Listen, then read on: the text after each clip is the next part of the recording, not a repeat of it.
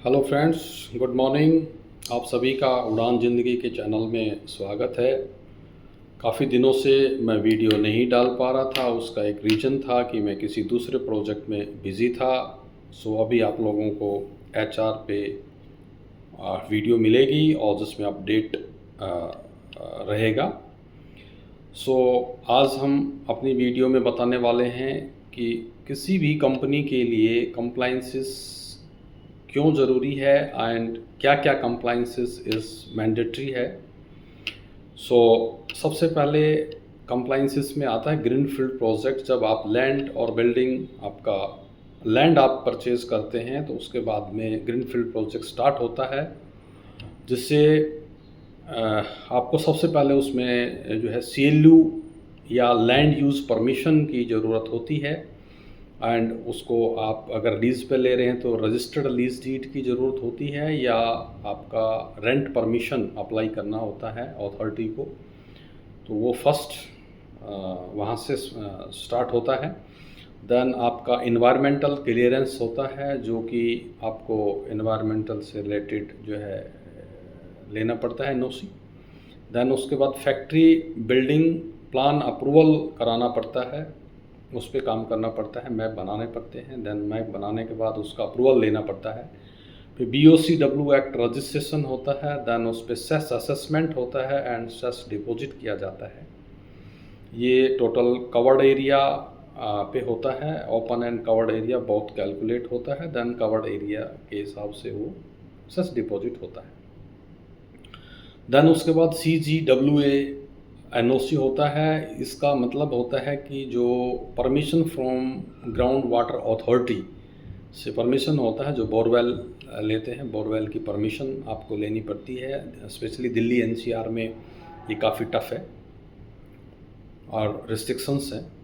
Then उसके बाद fire NOC की आपकी रिक्वायरमेंट होती है। देन ऑक्यूपेशन सर्टिफिकेट होती है एंड जिसको OC बोलते हैं, एंड कुछ स्टेट्स में इसको कंप्लीशन भी बोलते हैं।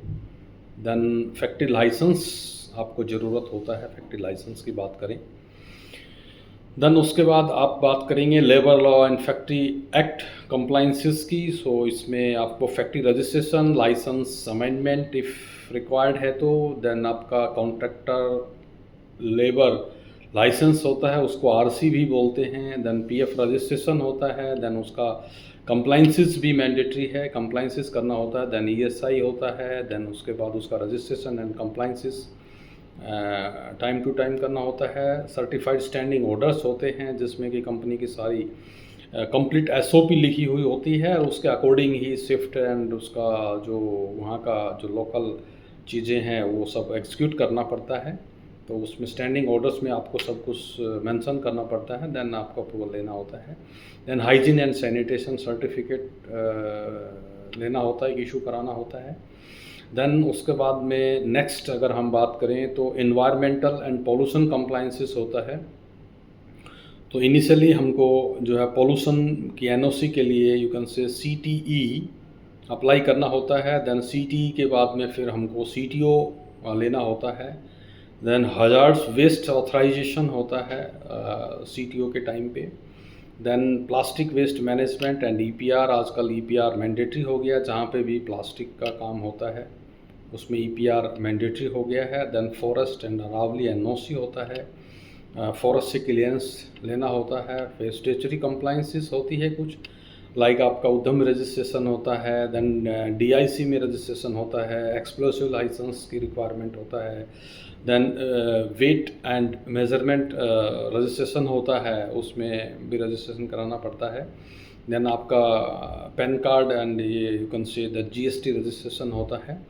एंड इसके अलावा फिर कुछ टैक्स एंड इन्फोर्समेंट मैटर होते हैं, केसेस होते हैं, कंप्लायंसेस यू कैन से होते हैं, जिसमें कि आपको GST डायरेक्टरेट से कुछ चीज़ें रजिस्ट्रेशन में रजिस्ट्रेशन करना होता है एंड उस पर कंप्लाइंस भी करना होता है time to time.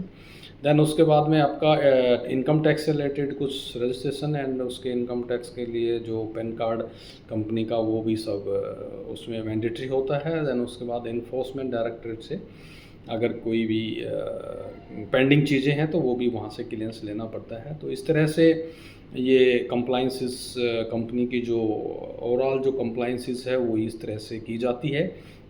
And basically किसी किसी कंपनी में इसमें एचआर रिस्पॉन्सिबल होता है, एंड किसी कंपनी में स्पेशली जो है कंप्लाइंस मैनेजर भी डेप्यूट होता है, जो ये सारी चीज़ें देखता है, जो लोकल गवर्नमेंट बॉडीज़ के साथ में लाइजनिंग का काम करता है। तो दोस्तों ये कंप्लाइंस पे मैंने एक वीडियो डाला है जो कि आप सभी के लिए बहुत यूज़फुल रहेगा, एंड स्पेशली जो यंगस्टर है, जो न्यू एचआर है, उनके लिए ये सीखने का एक मीडिया होगा। एंड सेकेंडली मैं आपको ये सबको बताना चाहता हूँ कि मैं बहुत जल्दी ही एचआर की जो एचआर से रिलेटेड जो भी कंप्लाइंसेस है उसकी कंसल्टेंसी स्टार्ट करने वाला हूँ। तो अगर किसी को भी कोई प्रॉब्लम होता है तो मेरे को डायरेक्टली कांटेक्ट कर सकते हैं, एंड मैं बहुत जल्दी ही इस पे सेशन पे लाइव भी आने वाला हूँ। तो वहाँ पे भी आप मेरे चैनल को सब्सक्राइब करके एंड लाइक करके या कमेंट्स करके आप उसमें मेरे से कनेक्ट हो सकते हैं, और मैं आपको कोई भी आपका मैटर होगा उसको मैं गाइड कर सकता हूँ। Thank you.